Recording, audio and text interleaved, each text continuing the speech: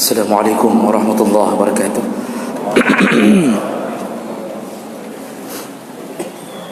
Innal hamdalillah nasta'inuhu wa nastaghfiruh wa na'udzu bihi min shururi anfusina wa min sayyiati a'malina. May yahdihillahu fala mudilla lahu wa may yudlil fala hadiya lahu. Asyhadu an la ilaha illallah wahdahu la syarika lahu wa asyhadu anna Muhammadan 'abduhu wa rasuluhul karim. Allahumma salli wa sallim ala nabiyyina wa sayyidina Muhammadin wa ala alihi wa ashabihi ajma'in. Amma ba'd. Rabbi shrah li sadri wa yassir li amri wahlul 'uqdatam min lisani yafqahu qawli. Semoga Allah, kemudian salawat dan salam kepada Rasulullah, pada keluarga dan seluruh sahabat-sahabatnya, jamaah maghrib dan isya yang Allah muliakan insyaallah. Kita akan sambung pembahasan kita masih seputar adab-adab di hari Jumaat. Di pertemuan kita sebelumnya kita sudah membahas beberapa adab. Di antaranya adalah hendaknya tidak membuat halaqah atau perkumpulan atau kegiatan menjelang solat Jumaat. Menjelang solat Jumaat jangan lagi melakukan kegiatan yang berbentuk halaqah, perkumpulan, dan itu bukan haram tapi makruh karena mengganggu orang-orang yang ingin mendapatkan fadilah Jumaat. Mungkin orang tidak bisa lagi datang ke saf awal karena masih ada pengajian menjelang Jumaat. Tapi kalau pagi-pagi subuh-subuh itu malah bagus, tidak mengapa. Dan kalau dibuat pengajian tidak mengganggu masjid atau tidak mengganggu orang-orang yang datang ingin meraih pahala Jumaat, juga tidak mengapa. Kemudian kita sudah bahas juga disunnahkan membaca siang, pagi atau malam Jumaat surat Al-Kahfi. Ini kita sudah bahas panjang lebar minggu yang lalu. Artinya surat Kahfi adalah pilihan utama. Walaupun begitu tidak bermasalah kalau seandainya ingin membaca surat Yasin dan sebagainya. Tapi dalam hadis-hadis yang lebih kuat dan di dalam kitab-kitab, bahkan kitab-kitab Syafi'i pun menuliskan bacaan yang lebih afdal adalah surat Kahfi. Baik, kita sambung pembahasan berikutnya. Adab berikutnya yaitu al-insyighal bi mutlaqiz zikr. Ketika sampai di hari Jumaat, mulai dari pagi sampai menjelang salat, maka hendaknya seseorang ayushghila tawal al-waqt bi zikrillah ta'ala hatta yas'ud al-imam al-mimbar. Disunnahkan untuk berzikir mutlak. Berzikir mutlak, zikir apapun tidak ditentukan. Silahkan lakukan kegiatan-kegiatan yang sifatnya memuji, menyembah Allah sampai khatib berada di atas mimbar. Di situ baru disuruh berhenti. Boleh dengan qiraatil Quran. Silahkan baca Quran sebanyak-banyaknya mulai dari pagi Jumaat. Wassalat atau salat sunnah, dibolehkan berulang-ulang salat sunnah. Wa tasbih atau mengucapkan tasbih, tahmid, tahlil, takbir, istighfar. Perbanyak istighfar di hari Jumaat, perbanyak salawat di hari Jumaat sampai khatib berada di atas mimbar, baru kita berhenti daripada mengagungkan Allah Subhanahu wa taala. Jadi pahalanya begitu besar karena hari Jumaat pahala dilipat gandakan oleh Allah Subhanahu wa taala. Bapak Ibu yang dimuliakan Allah, Rasulullah sallallahu alaihi wasallam setiap hari itu beristighfar minimal 70 kali dan biasanya beliau mencapai 100 kali. Sahabat mengatakan kami mendengar dan bertanya ke Rasulullah tentang istighfarnya Nabi Kata Rasulullah, dia beristighfar mi'ata marrah, mencapai 100 kali sehari. Itu Nabi yang tidak pernah melakukan dosa. Kita melabur dalam dahsyat. Kita ini dalam kuahnya dosa. Nabi mengajarkan ke umat agar perbanyak istighfar, karena istighfar ini membuat kemurkaan Allah sirna. Tapi dosa besar tidak bisa hanya dengan istighfar. Dosa besar harus taubatan nasuha. Dosa kecil istighfar menggugurkannya. Dan usahakan agar digugurkan dosa begitu mudahnya. Berusahalah sehari semalam ucapkan sayyidul istighfar. Hadis riwayat Imam Bukhari, kalau dia baca malam, jadi dia baca malam habis maghrib atau menjelang tidur, dia baca sayyidul istighfar sekali dia baca, maka kalau dia meninggal sebelum subuhnya, maka Allah akan masukkannya ke dalam surga. Dan yang membaca pagi, kalau dia meninggal sebelum asarnya, maka Allah masukkan dia ke dalam surga. Tapi dengan catatan tidak ada dosa besar. Dengan catatan bukan nasabah kredit. Nyata kan? Tapi menyonyan mentangna walaupun istighfar meribega, yang depan pun cuma desa-desa kecil saja. Ya. Baik. Jadi itu diucapkan, itu sayyidul istighfar. Ya. Rajanya istighfar. Langsung hadis Nabi yang menyebutkan, Allahumma anta rabbi la ilaha illa anta khalaqtani wa ana abduka wa ana ala ahdika wa wa'adika mastata'tu abu'u laka Allahumma inni a'udzubika min syarri ma sana'tu abu'u laka bi ni'matika alayya wa abu'u laka bi dhanbi faghfirli fa innahu la yaghfiru dzunuba illa anta.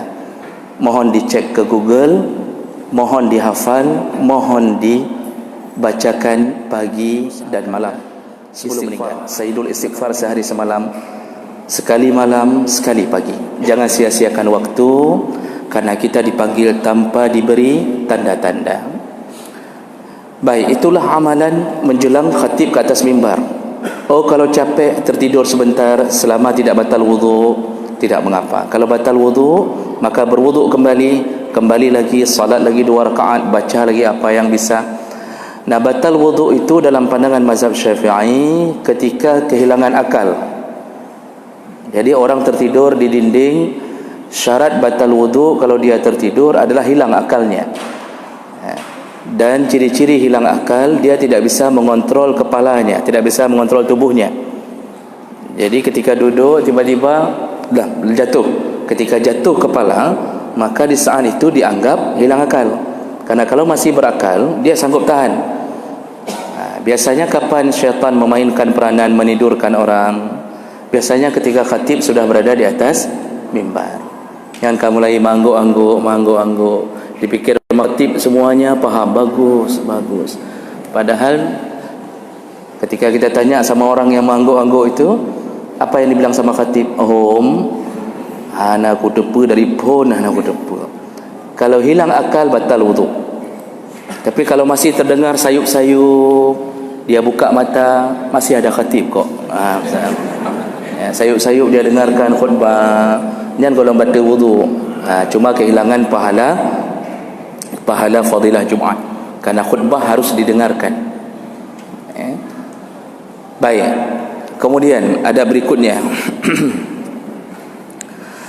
Ad-dunu minal imam qadral imkan.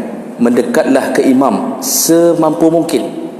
Ketika datang ke masjid, disuruh segera mendekat ke imam semampu mungkin. Artinya jangan sampai lalai, berusahalah mendekat ke arah imam. Kenapa disebutkan imam? Karena dulu masa Rasulullah yang khatib, Rasulullah yang imam. Begitu. Tidak pernah Rasulullah suruh orang lain jadi khatib, kemudian beliau jadi imam, atau sebaliknya, tidak pernah. Selalu beliau yang khutbah dan selalu beliau yang imam. Nah, sekarang tentunya kita tidak bisa melakukan itu dengan sempurna. Karena ada orang yang pintar khutbah tidak bisa menjadi imam. Belum tentu yang semua pintar khutbah bagus bacaan Qurannya. Waktu khutbah luar biasa, Masya Allah, terpana orang. Begitu jadi imam, orang juga terpana sekali lagi. Hanya baca Al-Fatihah bisa saja terjadi. Makanya hari ini imam dipilih agar tidak mengganggu keabsahan solat. Jadi jemaah melakukan Allah, maksud mendekat ke imam adalah mendekat ke posisi saf, yang paling dekat dengan imam. Makanya Rasulullah sallallahu alaihi wasallam menyebutkan dalam hadis riwayat Ahmad, Abu Daud, Al-Hakim dan disahihkan oleh Imam Zahabi dan seterusnya, kata Rasulullah, uhduru al-jum'ah, hadirilah Jumat, wadanu minal imam, mendekatlah ke imam. Fa inna rajula la yazalu yataba'adu hatta yuakhir fil jannah wa in dakhalaha. Kalau dia terus-terusan menjauh dari imam, maka Allah akan jauhkan, Allah akan buat dia terakhir masuk surga kalau dia divonis surga. Jadi kata Nabi, hatta yuakhira fil jannah wa in dakhalaha. Kalau dia divonis masuk surga, kalau seandainya divonis masuk surga. Jadi ada orang yang Masya Allah, dia taat, salat jemaah taat, Jumat tidak pernah alpa datang, tapi sukanya di dinding paling belakang. Asal datang cepat, jam 8 sudah datang, tapi cari dinding yang paling belakang. Seandainya dinding itu ada kasur, yang di kasur itu yang dia cari. Tapi taat. Apa kata Nabi? Orang yang terus-terusan menjauh dari saf pertama, hanagala ke saf pun. Ada orang lain mengatakan, kedih duduk mentang kosong saf pertama, duduklah ke sana, carilah saf sana. Alah long kajik hino mentang, saya di sini saja, saya lebih nyaman di sini, saya lebih khusyuk di sini. Versi guanya khusyuk idih likut. Jadi orang-orang begini kata Rasulullah, kalau terus-terusan begitu, kalau divonis surga oleh Allah, maka dia antrian terakhir masuk surga. Itu melahirkan seperti kita ngantri dapat gas 3 kilo. Bukan ngantri dalam setengah jam bisa dapat surga. Orang kaya saja harus nunggu orang miskin 500 tahun.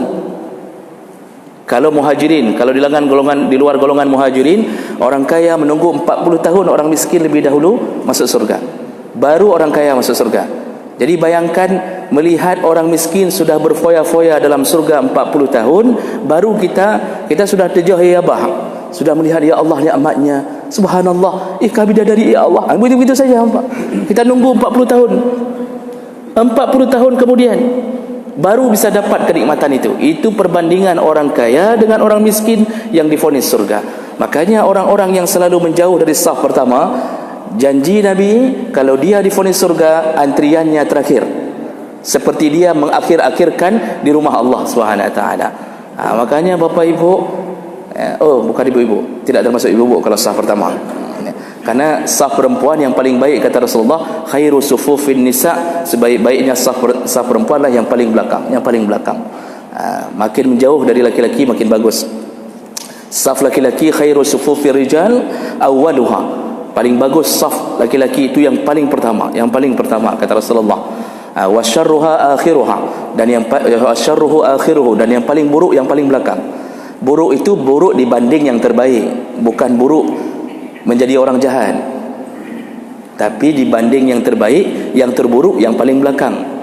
Maka oleh karena itu, ketika datang ke masjid, segeralah mendekat ke arah imam.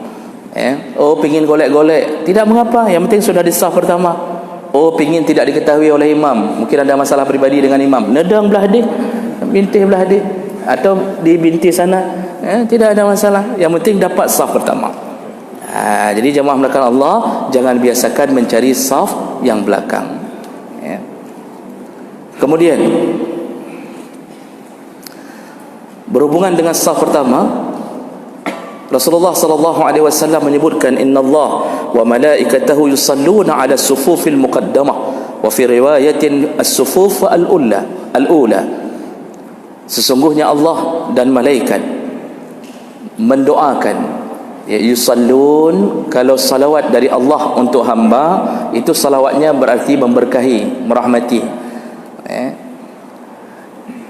Inna Allah wa malaikatahu, kata Rasulullah, Allah dan malaikat bersalawat, artinya memberkahi, merahmati orang-orang yang berada di saf awal. Makanya Nabi SAW menyebutkan orang yang berada di saf awal didoakan oleh malaikat, didoakan oleh malaikat. Lalu ada sahabat bertanya, bagaimana kami yang di saf kedua ya Rasulullah? Rasulullah jawab, as-saful awal, tetap saf pertama. Jadi bagaimana kami yang di saf kedua ya Rasulullah? Sekali lagi Rasulullah jawab, tetap saf pertama. Ditanya lagi, baru dijawab Nabi, baru saf kedua. Ini kan sama seperti ummuka, ummuka, ummuka, baru abuka.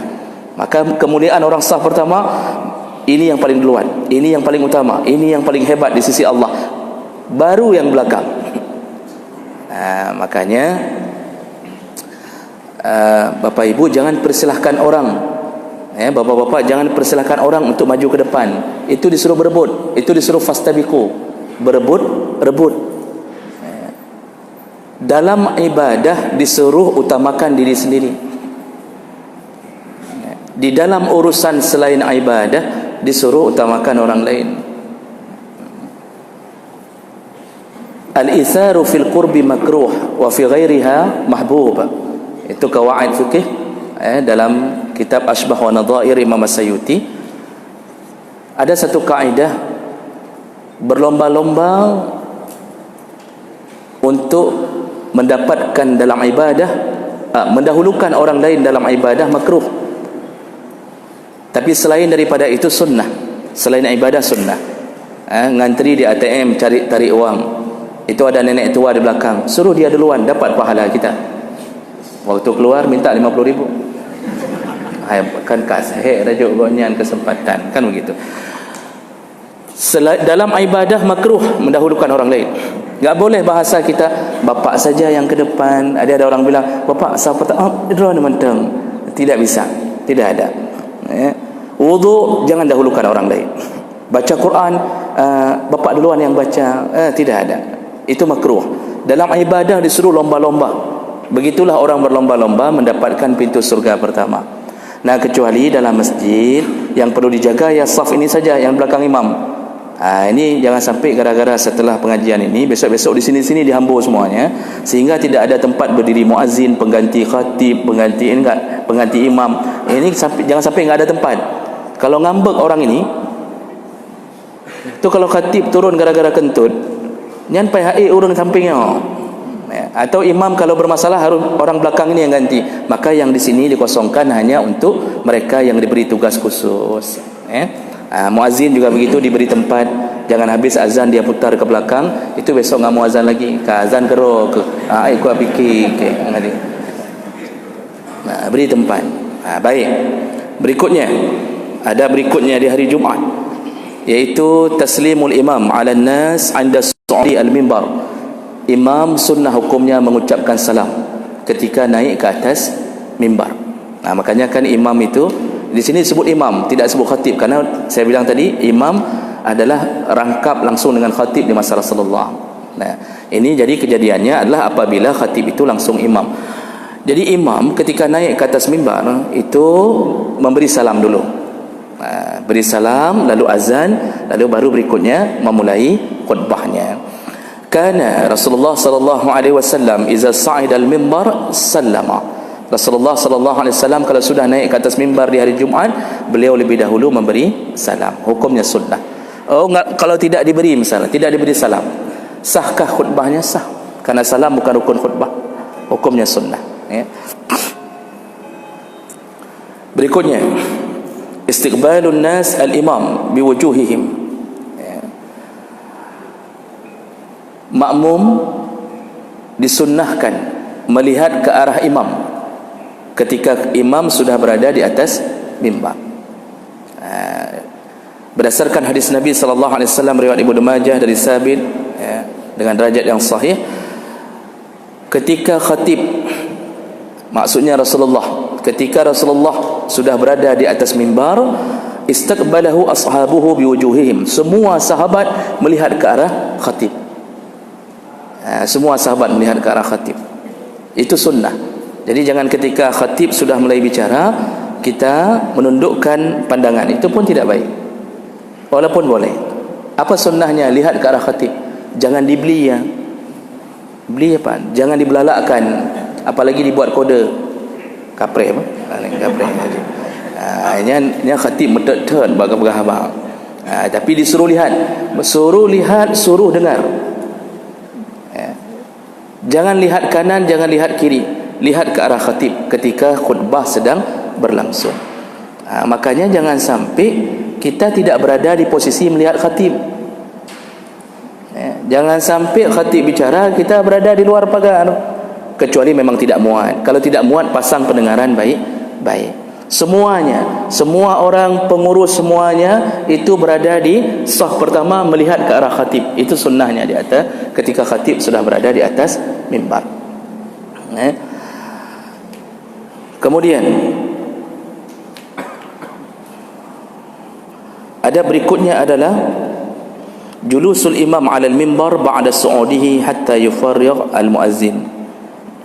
Imam duduk dulu setelah mengucap salam, kemudian baru dia bangkit kembali ketika selesai azan, baru dia berkhutbah. Dan ini juga berdasarkan hadis Rasulullah sallallahu alaihi wasallam riwayat Abu Dawud dari Ibnu Umar, kana yajlisu idza sa'ida al-mimbar hatta yufarrigh al-muazzin. Rasulullah duduk lebih dahulu sampai selesai azan, summa yaqum, kemudian dia bangun, fayakhutub, mulailah dia berkhutbah, summa yajlis, lalu dia duduk kembali di antara dua rukun khutbah, fala yatakallam, dan dia tidak bicara apapun, summa yaqumu, lalu dia bangun kembali, fayakhutub. Begitu bagi cara Nabi ketika berkhutbah. Kemudian al-insat wal intibah lil imam. Semua makmum jamaah salat Jumaat hendaknya diam dan memperhatikan apa yang dibicarakan oleh imam. Rasulullah sallallahu alaihi wasallam berkata, "Ma min rajulin yatatahharu yaumal jum'ah kama umira." Kalau ada seseorang yang mensucikan dirinya, jadi setelah bersuci mandi pakai minyak wangi, kama umira, sebagaimana yang telah disuruh oleh Nabi sallallahu alaihi wasallam, summa yakhruju min baitih, lalu dia keluar dari rumahnya, hatta ya'ti al-jum'ah, lalu datang ke masjid untuk melaksanakan Jumat, wa yansitu, lalu dia diam, hatta taqdi salatuhu, sampai selesai salat. Jadi begitu datang diam, zikir, dengar khutbah, enggak bicara-bicara dengan siapapun sampai selesai salatnya, illa kana kafaratun lima qablahu minal jum'ah, maka Allah ampunkan semua dosa-dosanya dari Jumat sebelumnya. Jadi penghapus dosa itu banyak. Salah satunya adalah diam di waktu Jumat. Jangan bicara. Kalau sudah, apalagi khatib sudah berada di atas mimbar, itu jangan sampai bicara. Maka disambung dengan adab berikutnya, adamul lagwi wal kalam mahma qal. Jangan pernah melakukan perbuatan lagha, perbuatan sia-sia, wal kalam, dan jangan bicara ketika khatib di atas mimbar, mahma qalla, walaupun sedikit. Jadi sedikit pun tidak boleh. Rasulullah sallallahu alaihi wasallam berkata dalam hadis riwayat Bukhari Muslim dari Abu Hurairah, kata Rasulullah, "Idza qulta li sahibika wal imamu yakhutub yaumal jum'ah." Kalau engkau mengingatkan saudaramu yang bicara sedangkan khatib sedang berkhutbah di hari Jumat, ansit. Lalu engkau mengatakan ke saudaramu, diamlah. Im. Misal itu kita bilang kan pendek sekali. Cuma dua huruf, im. Karena bahasa Aceh itu paling mudah, paling singkat. Orang Aceh bagaimana sifatnya, begitulah keluar bahasanya. Maunya singkat, padat. Orang Indonesia, bahasa Indonesia disebutkan air seni, kencing. Orang Aceh tinggal tambah koma di atas. Iya, langsung begitu saja selesai. Barang orang bahasa Indonesia buang air besar. Orang Aceh tinggal katakan begitu selesai. Kau kerja selesai, Masya Allah. Makanya mudah sekali. Ini orang-orang yang belum belajar bahasa Aceh, belajarlah bahasa Aceh. Karena bahasa Aceh itu Masya Allah mudah, singkat, padat. Oh, ada yang panjang-panjang sedikit, tinggal rubah dari U menjadi A. Batu, batik. Baju, bajik. Sepatu, sepate. Mudah, Masya Allah. Selesai. Dia ubah je mandum U ke A kan. Siapa tahu nanti mendapatkan jodoh, mudah-mudahan dari orang Aceh. Orang Aceh itu setia-setia. Nyoho karuh dah bahasnya. Perempuan Aceh setia-setia. Ya, baik. Jadi Bapak Ibu yang dimuliakan Allah, jangan bicara ketika khatib sedang berada di atas mimbar, dan jangan lakukan perbuatan sia-sia. Sebagai penutup terakhir untuk malam ini, kalau ada anak-anak ribut di belakang, tidak berhak makmum yang mengingatkan. Jadi makmum yang sampai ingatkan anak-anak diusir-usir bilang-bilang nyokupoh ke tirorong, enggak perlu, bisa batal pahala Jumaat tadi. Karena Rasulullah menyebutkan fala Jum'ata lahu. Jadi anak-anak ribut sedang Jumaat, siapa yang berhak mengingatkan? Misalnya anak-anak kita bariskan di belakang, ribut minta ampun, kita boleh beri kode. Tapi mungkin kita enggak tahan, anak-anak enggak faham kode sebab. Rata-rata anak-anak memang tidak faham kalau priam menyangkakan orang Aceh. Maka khatib boleh mengingatkan anak-anak. Jadi bukan tidak boleh. Rasulullah pernah khatib khutbah, kemudian ada sahabat yang datang langsung duduk tidak solat. Langsung Rasulullah mengatakan bangun. Dia tunjuk langsung ke orangnya, bangun, solat. Solat dulu, baru duduk. Umar bin Khattab pernah menegur salah satu sahabat yang lain karena datang dengan berkeringat dalam keadaan belum mandi. Jadi langsung terjadi percakapan antara khatib dengan makmum. Dibolehkan. Maka khatib boleh mengatakan, anak-anak diam. Kalau tidak mau diam, saya turun ni. Betul-betul getun. Ini agak bangai sedikit khatib ni kalau ancamannya sampai turun. Dengan anak-anak minta turun. Mungkin kan jangan begitu. Baiklah Bapak Ibu maka Allah, sementara itu dulu. Ini masih lumayan ini pelajaran kita tentang adab-adab di hari Jumaat ini. Banyak hal yang perlu kita pelajari kembali. Baik, saya berhenti dulu. Silahkan, mungkin ada tambahan atau ada yang ingin ditanyakan. Silahkan.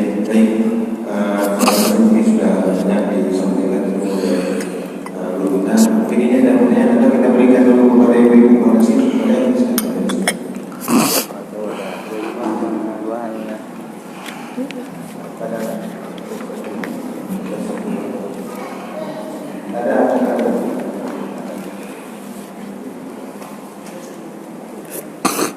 Ada yang ingin ditanyakan oleh ibu.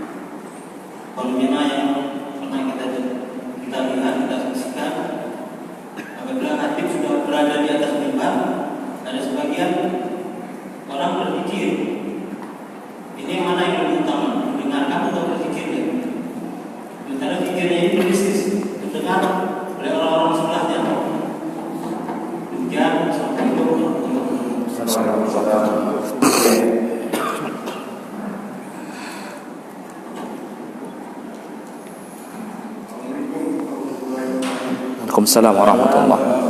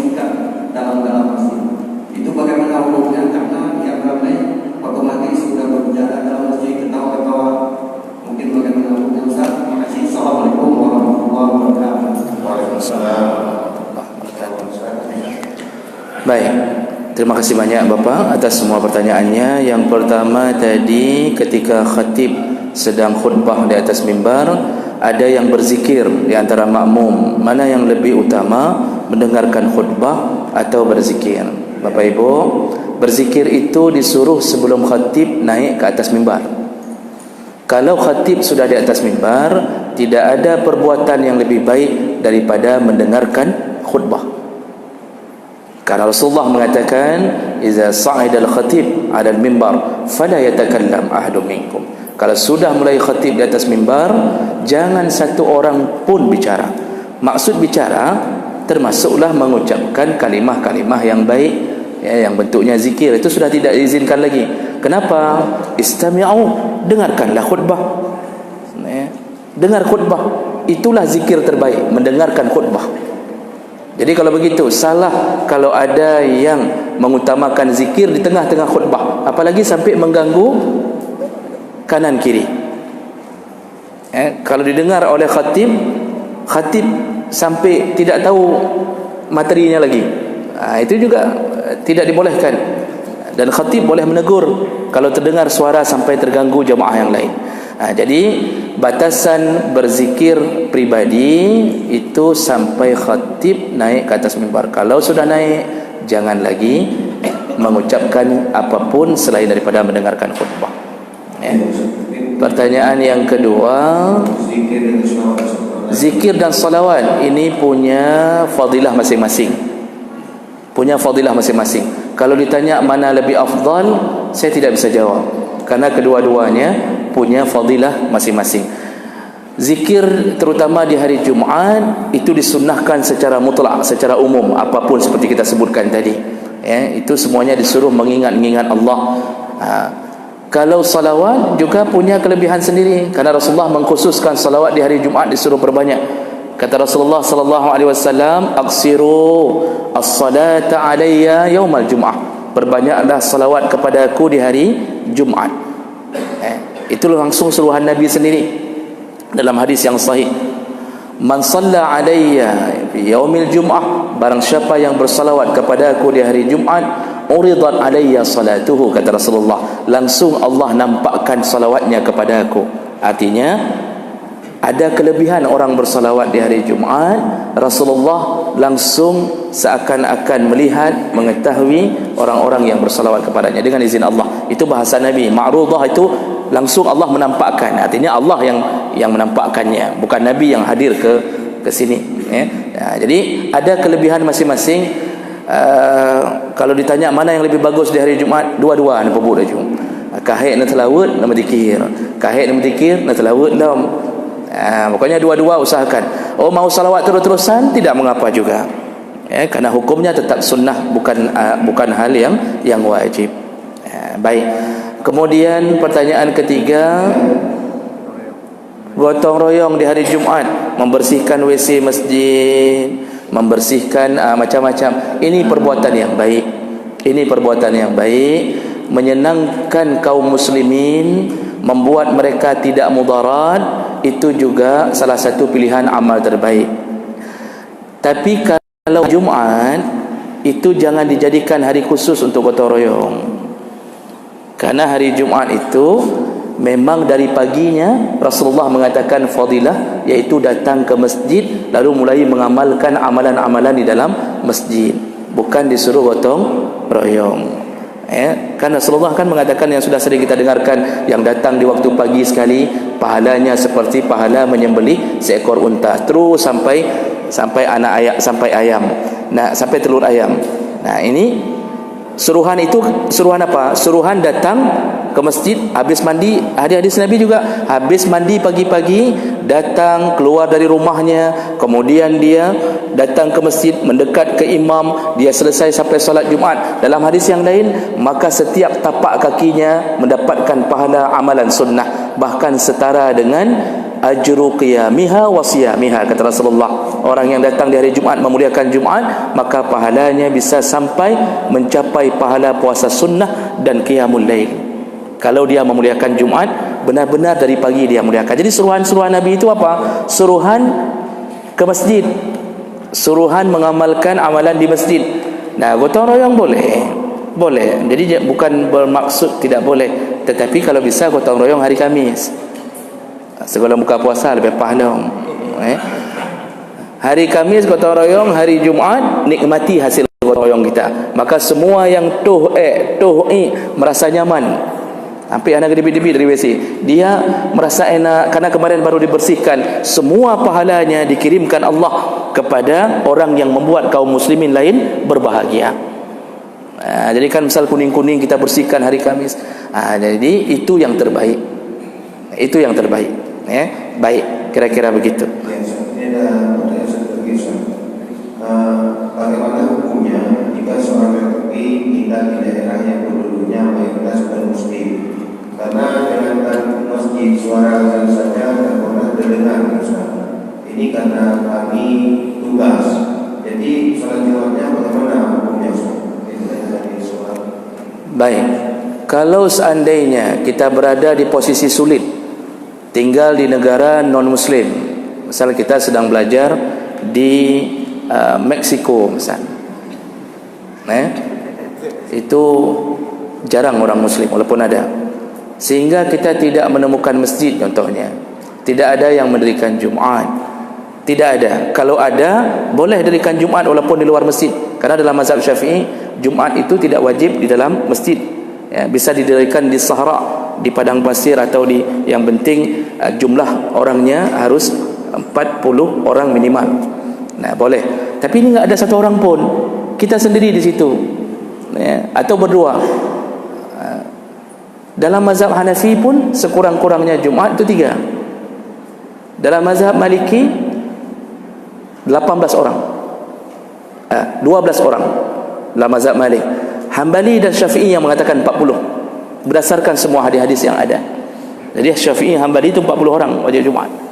Nah, istilahnya kita enggak bisa dirikan Jumat, maka gugurlah Jumat bagi dia, boleh digantikan dengan salat duhur. Boleh ganti dengan salat duhur. Nah, apakah salat duhurnya menunggu jam setelah Jumat? Kalau dia orang yang wajib Jumat, dan dia bisa mendeteksi waktu ni kira-kira Jumat selesai di negara yang terdekat dengan negara dia, yang kaum muslimin bisa mendirikan Jumat. Kalau dia orang yang wajib Jumat tapi tidak bisa pergi Jumat, dalam kitab-kitab disebutkan wajib menunggu selesainya Jumat baru boleh melakukan solat duhur. Tapi bagi yang wajib Jumat, misal ini kita ni Pak, ada yang sakit tidak bisa Jumat, apakah boleh kita solat duhur ketika Jumat sedang berlangsung? Jawabannya tidak boleh.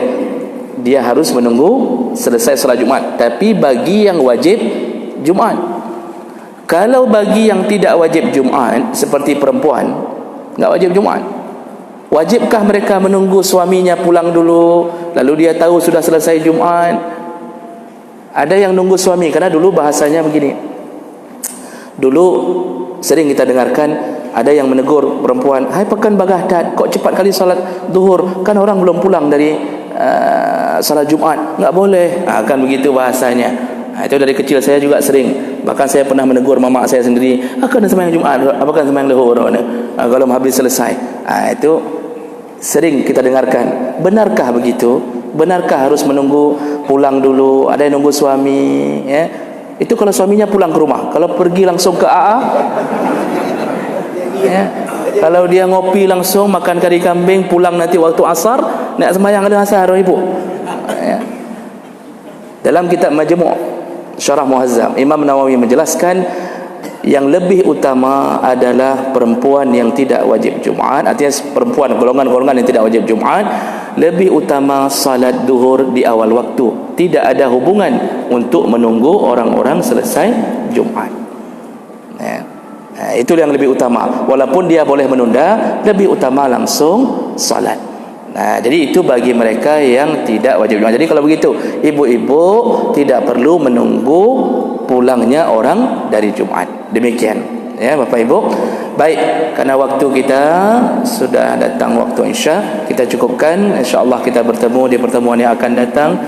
Subhanakallahumma bihamdik, asyhadu an la ilaha illa anta, astaghfiruka wa atubu ilaik. Wassalamualaikum warahmatullahi wabarakatuh.